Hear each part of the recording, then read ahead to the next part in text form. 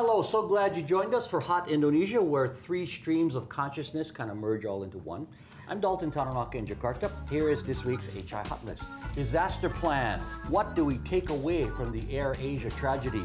Small victory. Criticism on Facebook isn't a crime, at least in one case.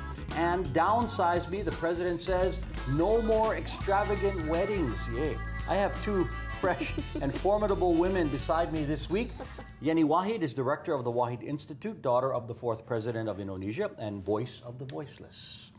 And Sarah's out. Sitting in for her is Lynda Ibrahim, former corporate warrior turned business consultant and writer. Not lawyer. Busy. Huh? Corporate I warrior. said warrior. That's what warrior. I said. Yeah.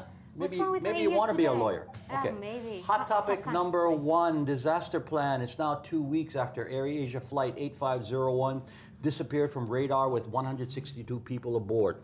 2 days after taking off, debris and bodies spotted in the Karimata Strait off Kalimantan. Investigators then began turning up red flags. The airline didn't have Indonesia's permission to fly on Sundays. The pilot didn't have the weather briefing before taking off. Now, those may or may not have anything to do with the crash, but everything's a factor at the moment.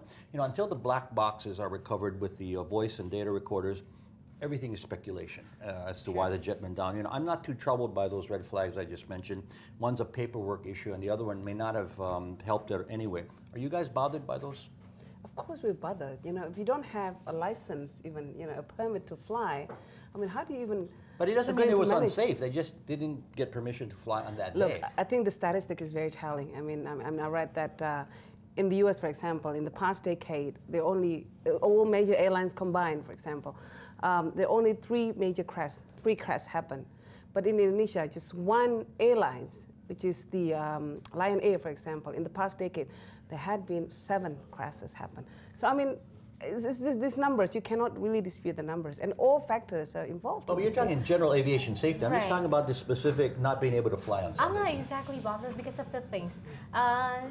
Singapore Aviation Board actually said that the flight had been approved, and that kind of approval could only come from both countries, from both ends. So Indonesia, according to Singapore, had issued the approval, hence why Singapore issued the permit. Why is no one saying land. that? That's the thing. That's the big question mark. Bureaucratic kind of what slipped through the cracks. Whereas the second thing, for the weather is actually, and I found this incredibly funny. It was the Ministry of Transportation themselves that had taken forward to introduce technology in issuing the weather reports through emails, which is how it's done in all major airlines. They didn't read their emails before they left? No, I mean. AirAsia had received, just like any other airlines, had received that email that morning.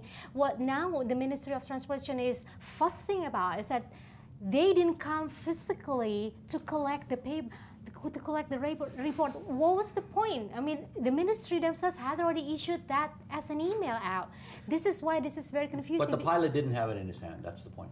For me, that's not what AirAsia said. If you really look at it. What's bothering me is the fact that there's so many convolution, all this bureaucracy, all these red tapes, all these misunderstandings, and airline crashes usually happens because there's so many factors involved, not just one single factor, and all this add up to the more possibility. They didn't help. They didn't help. But it had nothing to do with mechanical or safety. It was more paperwork stuff. It sounds like. Can you imagine now these specific red flags? You would imagine. I mean, you would imagine. You can easily imagine. Stretch your imagination to imagine that maybe if it's a case like permit, they don't handle it properly. What about maintenance? What about supervising of maintenance and all that? An indication of Yeah, but the weather, they already took that step forward by actually introducing technology, sending out via email, and now they want hundreds of pilots every day to line up to the office. That's almost exactly. Impossible. I don't understand. They introduced that technology. That's it's not being a red used. flag. It's a red herring. Okay. Yeah. You know, airport officials have been suspended. You read that, the Transportation Ministry.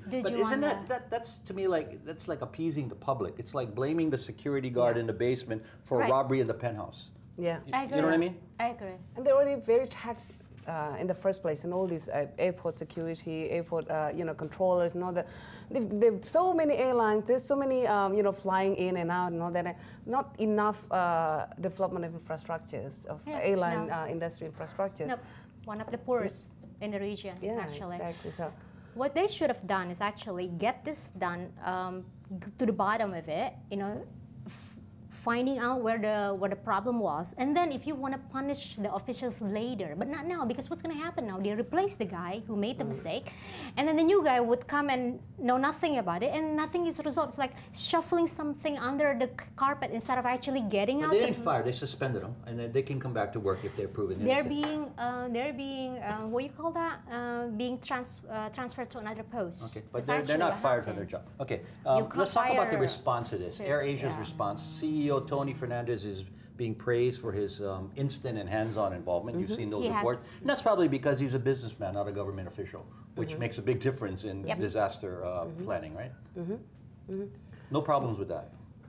I think they've been wonderful. PR-wise, the way he chooses his words in the tweets and the release, they've been very good in handling that.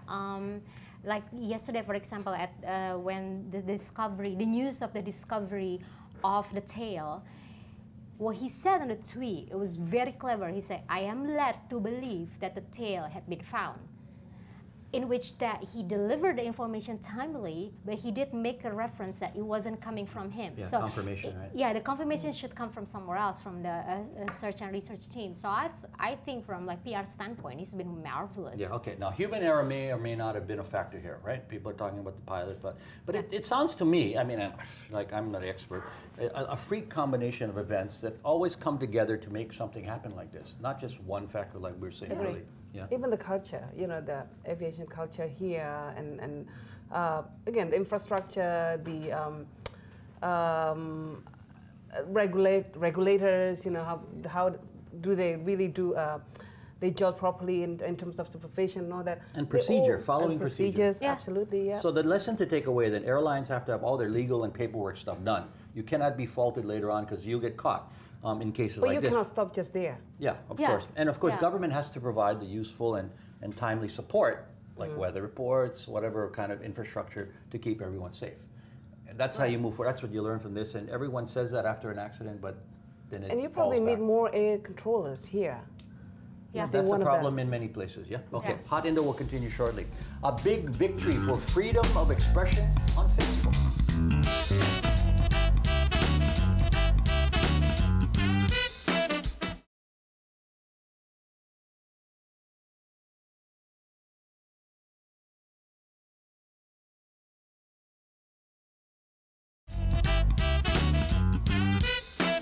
You're watching Hot Indonesia with Yenny, Lynda, and me. Here's hot topic number 2, small victory.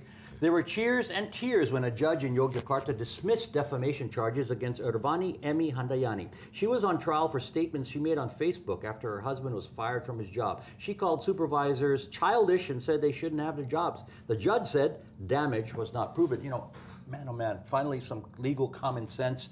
The 29-year-old defendant faced 5 months in prison for posting something on Facebook. Now, if everyone faced prison time for calling somebody stupid in social media, there wouldn't be any traffic. No macho problems. Everyone is entitled to their own stupid opinions, but it shouldn't be. And they shouldn't be punished for that, you know. Stupid opinion. I like that. Right, so you guys agree. I mean, it's hopefully the precedent is set in the courts where other cases can base their decisions on that. There still is that other one in Yogyakarta. This is not the first one. This is not the first Florence one. Sihombing. The Florence Sihombing. You know, remember that she her path. We've been talking about that. But she's actually she's now on trial still. Right. She's been suspended from her university, and I wonder if there's going to be a similar justice. That's got to be dismissed as well, because now the defense can cite this case. Yes, absolutely. I mean, she called Yogyakarta uncivilized or something. Yeah. Horrible place, basically, in the Not just criticism. But even the Sultan of Jogja actually asked for her to be released from prison. I mean, it's you would think, right? That would carry something, but some ways, yeah. Okay. Now the judge in this case, said the posted comments by Irvani were simply criticism and not defamation. Yeah, of course. But that's a problem in the first place. I mean, this rubber clause of defamation that's been used by the electronics law, right?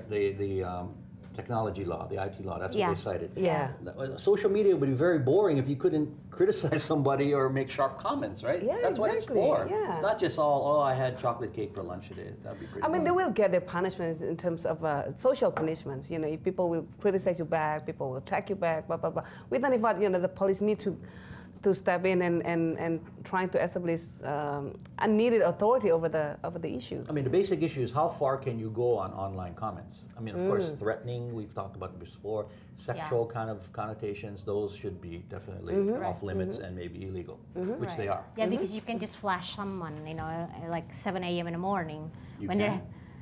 they're Have you having their seen that? breakfast.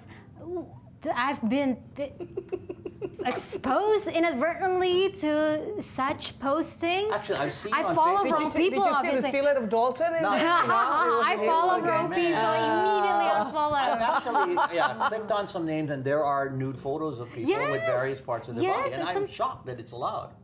But I guess it's Right. just biology, maybe. I don't use my Facebook account anymore, so I don't. You I'm don't not post exposed your. to this. Oh, I No, say I'm you only didn't on- post your photos on there like that. You No, don't- Dalton. Oh, okay, I don't even pose. You like that. And that's deactivated your Not account? even Well, posted if you my You did- deactivated your if you account? did, no, Yes. come on. Oh, you did? No, my I still- Facebook account. Oh, wow. My Facebook account. At Yenny Right. Wahid, right? No, No, that's that's a a Twitter. Twitter. I only Okay. keep Yeah. my Twitter All right, account. all right. Yeah. Yeah, but you know what's interesting about that law, though? The first time that law was written is actually to shield people from, I think, illegal online commerce, e-commerce. It's actually to protect that. If you that one clause is only the clause number 27 that's now being used for defamation of character and everything. But the rest of the law, if you actually read it, it's to protect customers from illegal e-commerce. Isn't it interesting Illegal that e-commerce. yes, Okay. if you It's actually not read even it, trolling. What is it? Trolling? not trolling, but Trolling, right?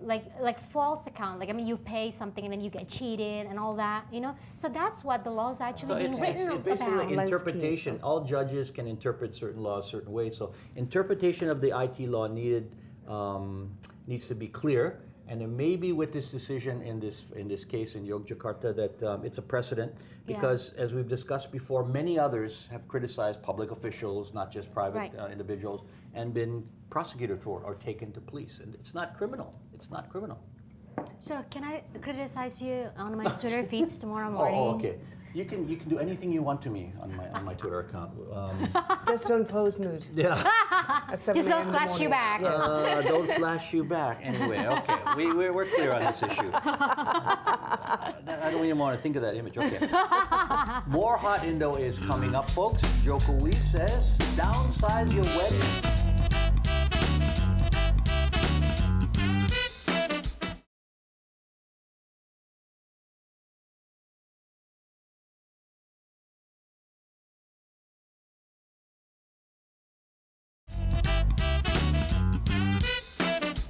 You're watching Hot Indonesia from Jakarta. Here's hot topic number 3, downsize me.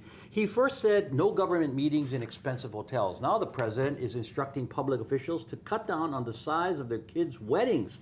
This apparently meant to show fiscal restraint to taxpayers. Some officials are probably happy to comply. You know, that's because, as we know, in Indonesia, some families feel a need to outdo each other. The wedding that they went to the week before, Very lavish. 5,000 people, multi-camera, jib productions, 5-star buffets. How and when did this all get out of hand? I mean, you guys have grown up here. I mean, was it always like this? I think so.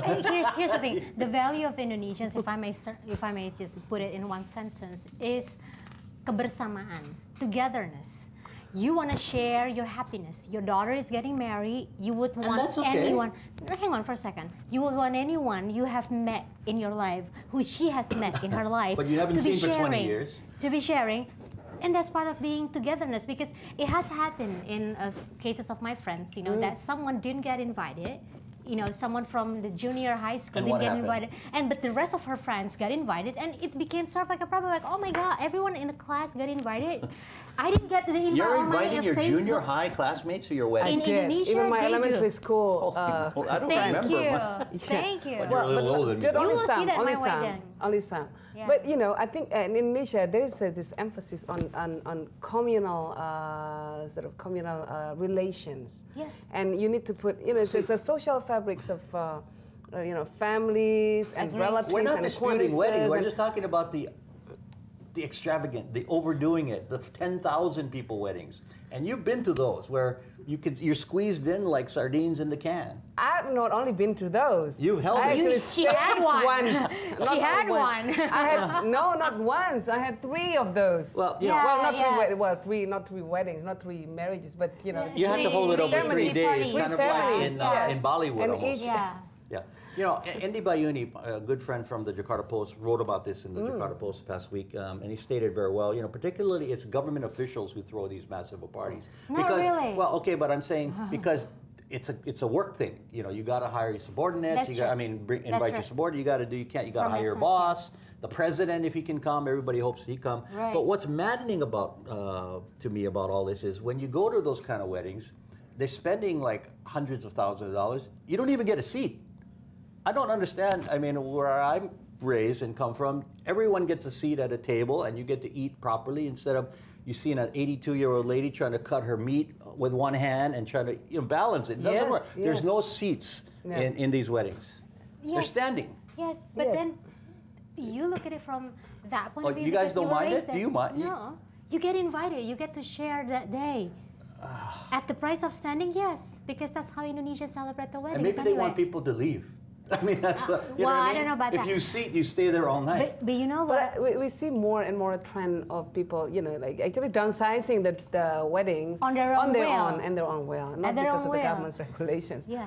You know what's unfair about that? I know a lot of people that the day they know that a daughter is born, they start saving up for the wedding of their That's daughter. Sarah. But but this is not just about weddings, actually. I mean, again, it's communal emphasis on communal relations. Yeah. Goes to going on a Hajj.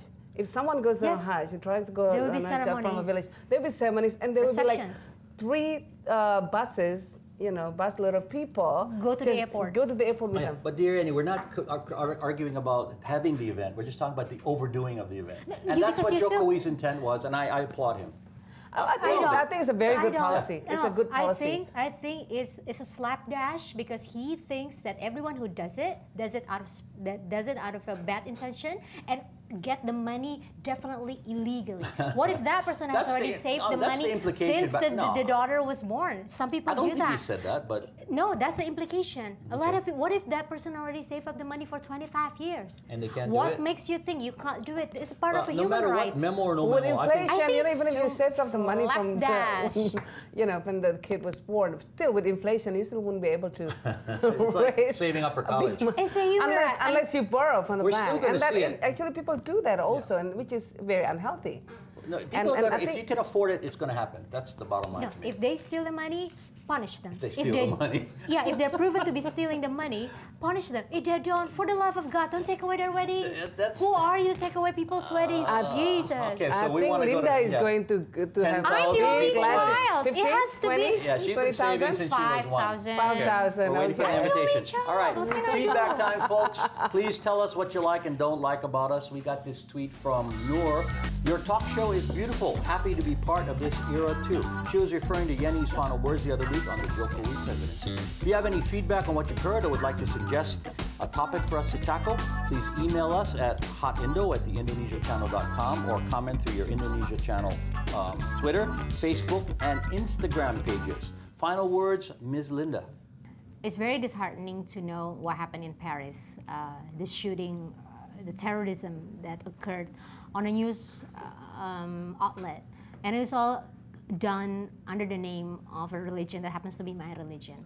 Whenever this happens, every Muslims would bear, directly or indirectly, the brunt of the wrath, understandable wrath of the people in where that place happens. And what I'm trying to say is this: can we all just get along?